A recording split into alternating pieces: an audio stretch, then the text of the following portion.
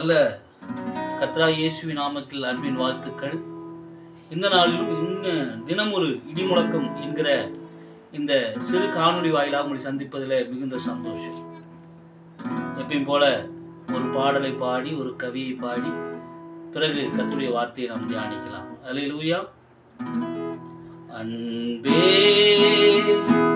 அன்பே அன்பே ஆருயிரே, ஆனந்தம் ஆனந்தமே, பரமானந்தம் ஆனந்தமே. அன்பே அன்பே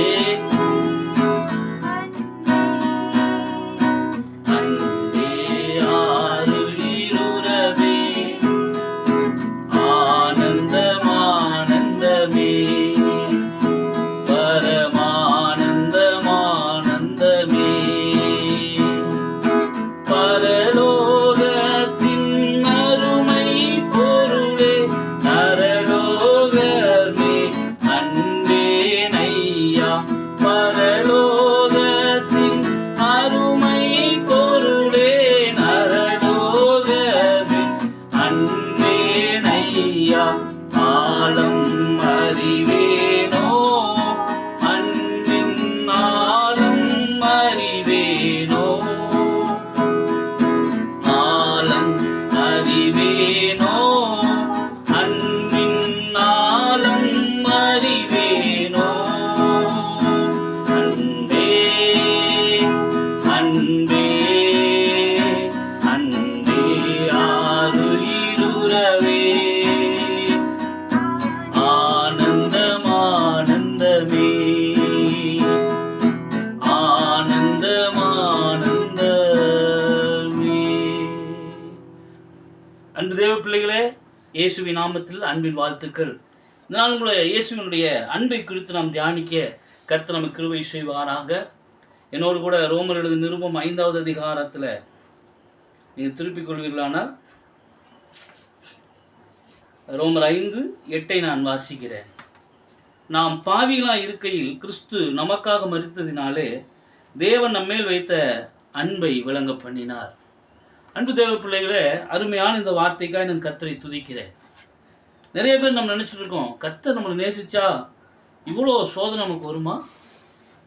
கர்த்தருடைய அன்பு நம்ம மேலே இருந்தால் நம்ம இவ்வளோ சோதிக்கப்படுகிறோம் அப்படிலாம் நீங்கள் நேசித்து, ஒருவேளை தேவன் என்னை நேசிக்கிறாரோ இல்லையோ தெரியலையேன்னு கன்ஃபியூஸோட உட்காந்துருக்கீங்களா? உங்களுக்கு தான் இந்த செய்தி. நல்லா புரிஞ்சுக்குங்க. நாம் பாவியாக இருக்கும்போதே அவர் நமக்காக மரித்திருக்கிறார். இந்த உலகம் நம்ம இடத்துல அன்பு கூறும்போது நம்ம இடத்துல எதையாயிலும் எதிர்பார்க்கிறது. எந்த ஒரு காரியத்தையாயிலும் நாம் செய்தால் நமக்கு பதில் செய்கிறது. நாம் செய்திருக்கிறோமா இல்லையான்னு பார்த்துட்டு பிறகு நமக்கு நம் மீது அன்பு செலுத்துகிறது. அதனால் வேதம் சொல்கிறது, பணக்காரனுக்கு எவனும் சிநேகிதனாக இருக்கிறான் என்று வேதம் சொல்லுகிறது. ஆனால் இயேசு நம்ம மேல் வச்ச அன்புக்கு சற்று வித்தியாசம். நாம் நீதிமானாக இருக்கும்போது நமக்காக அவர் மரிக்கவில்லை. நாம் பாவிகளாக இருந்துக்கிறதுனால, நாம் பாவிகளாக இருக்கும்போது கிறிஸ்து நமக்காக மரித்ததுனால நம்ம மேலே வைத்த அன்பை அவர் விளங்க பண்ணினாராம். எவ்வளோ அன்பு பாருங்க. பிள்ளைகள் மாம்சத்து ரத்தத்தை உடையவராக இருக்க, அவரும் அவளைப் போல மாம்சத்து ரத்தத்தை உடையவராய் வந்தார் என்று வேதத்திலே வாசிக்கிறோம். இன்னும் இயேசுவோட அன்பை குறித்து உங்களுக்கு நான் சொல்ல விரும்புகிறேன்.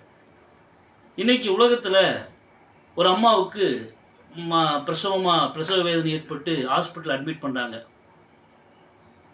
அப்போது திடீர்னு டாக்டர் வந்து சொல்கிறாரு அந்த அம்மாவுடைய வீட்டுக்காரர்கிட்ட, சார், குழந்தையோடைய காரியத்தில் சற்று ஒரு ஆபத்து இருக்கிறது. ஒன்று குழந்தையை காப்பாற்றலாம், இல்லைன்னா அம்மாவை காப்பாற்றலாம், நீங்கள் தான் சொல்லணும்னு சொன்னோன்னே கொஞ்சம் கூட தகப்பன் யோசிக்காமல், இல்லை என் மனைவியை காப்பாற்றுங்க அப்படின்னு சொல்லுகிறத இந்த உலகத்தில் பார்க்குறோம். அப்படியானா இந்த பிள்ளை பிறந்துச்சுன்னா என் மனைவி செத்துருவா, இறந்துருவா அப்படின்னா கண்டிப்பாக என்ன செய்யணும்? என் மனைவி தான் காப்பாற்றணும். என் மனைவி இறந்து இந்த பிள்ளை பிறக்கக்கூடாதுன்னு நினைக்கிற இந்த உலகத்தில், அது சொந்த தகப்பனாக இருந்தாலும் கூட பிள்ளையோட உயிரை விட மனைவியோட உயிரை தான் அக்கறைப்படுத்துவாங்க. ஆனால் ஆண்டவராகிய இயேசு கிறிஸ்து சற்று யோசிச்சு பாருங்களேன். நான் சொல்லுகிற காரியத்தை நீங்கள் யோசிச்சா அவர் நம்ம மேலே எவ்வளோ அன்பு வைத்துனா நமக்கு புரிஞ்சிடும். ஆதாமே அவர் உண்டாக்கும் போதே தேவனுக்கு தெரியும் இவன் நமக்கு கீழ்ப்படியாமல் போய் இவனை ரட்சிக்கும்படி இவனுடைய சந்ததியை, இவனுடைய வித்துக்களை நம்ம ரட்சிக்க வேண்டுமானால் ஒரு நாள் நிச்சயம் நம்ம மறிக்க போகிறோம். மறித்து அந்த மரணத்தை ருசி பார்க்க வேண்டிய அவசியம் இருக்குது என்பதை ஆதாம் உருவாக்குறதுக்கு முன்னாடியே இயேசுவுக்கு நல்லா தெரியும். நல்லா யோசிச்சு பாருங்க. இவனை உருவாக்குனா இவனுக்காக நம்ம மறிக்க வேண்டும் என்று அவர் அறிந்த பிறகுதான், நல்லா அறிந்த பிறகுதான் அவனை உருவாக்கினார். அவனை உருவாக்கும் போது அவருடைய கரம் நடுங்கவில்லை. இவனுக்காக நம்ம மறிக்க போகிறோமே, இவனை ஏன் உண்டாக்கணும், இவனை ஏன் உண்டாக்கி இவனை ரட்சிப்பதை நம்ம ஏன் மறிக்கணும்னு ஆண்டு நினைக்கவே இல்லை பாருங்க. இவனை உருவாக்கும் போதே இவனை ரட்சிப்பதற்கான மறிப்பேன்னு அவர் தெரிந்த பிறகும் கூட நம்மை உண்டாக்கினாரானால் தன் ஜீவனை விட அவர் நம்மிடத்தில் எவ்வளோ அன்பாக இருந்தார் என்பதை புரிந்து கொள்ள முடிகிறது. அல்லேலூயா. நீங்கள் கவலைப்பட வேண்டிய அவசியமே இல்லைங்க. இயேசு இன்றும் உங்கள் பேரில் அன்பாக இருக்கிறார். அவருடைய ஜீவனை விட உங்களை அவர் நேசிக்கிறார். அன்றைய இயேசு சொன்னார், சிநேகிதனுடைய அன்பினுடைய ஆழத்தை குறித்து அவர் சொல்லும்போது, ஒரு சிநேகிதனுக்காக தன் ஜீவனை கொடுப்பதை விட அதிகமான அன்பு ஒன்றுமில்லைன்னு சொன்னார்ல. அப்போது அவர் நம்ம மேலே தன்னுடைய தன் ஜீவனை விட நம்ம மேலே அவர் வைத்த அன்பு அதிகமாக இருந்ததுனால தான் தம் ஜீவனை நமக்காக அவர் கொடுத்தார்.